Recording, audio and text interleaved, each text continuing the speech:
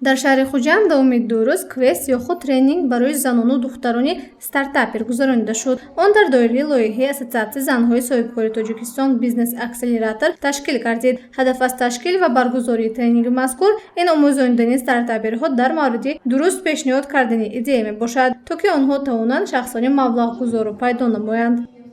Я впечатлена глазами девушек, которые так горят за свои проекты. За спиной каждого проекта имеется какая-то социальная подоплека, проблема общества, которую они решают. Я искренне верю в то, что при такой организации, которая была осуществлена Национальной ассоциацией деловых женщин, при тех усилиях, которые девушки сейчас прикладывают, Худжанд поменяет свой цвет на более красивый, хоть он и сейчас прекрасен, и он скрасится интересными, социально ориентированными проектами, которые будут решать проблемы общества. ба квест тренерони таҷрибадори ин соҳа аз ҷумҳурии ҳамсояи Ӯзбекистон даъват шуданд. Онҳо ба занҳои стартапер аз таҷрибаи худ нақл карда тарзи дуруст пешниҳоди идеяро омӯзониданд. Қадами аввал ин бедор намудани завқи иштирокчиён, омода намудани слайд ва тарзи дурусти суханронӣ буд.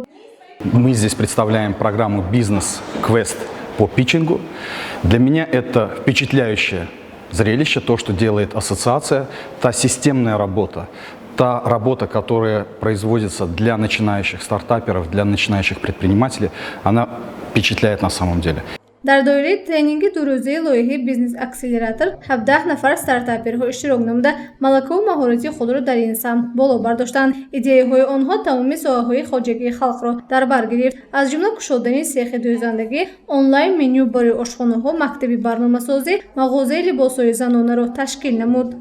12 августа у нас уже, можно сказать, завершающий этап, когда наши участники бизнес-акселерации будут представлять свои проекты потенциальным инвесторам.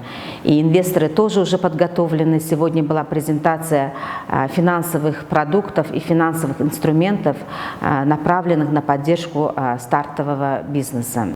Ассотсиатсияи миллии занҳои соҳибкори Тоҷикистон барномаи Бизнес Акселераторро моҳи марти соли ҷорӣ оғоз карда буд. Давоми ин 6 моҳ занону духтарони стартапер барномаи Бизнес Акселераторро гузаштанд. Дар доираи барнома 100 нафар иштирокчиён номнавис шуданд, аммо дар зинаи чорум танҳо 46 нафар боқӣ монд. Акнун пас аз омӯзиш онҳо омодаанд ки бизнес нақшаи худро дар амал татбиқ намоянд. Гузориши Меҳрангизи Абдуаҳад ва Наимҷон Аюбов барои барномаи иттилоотӣ Хабар.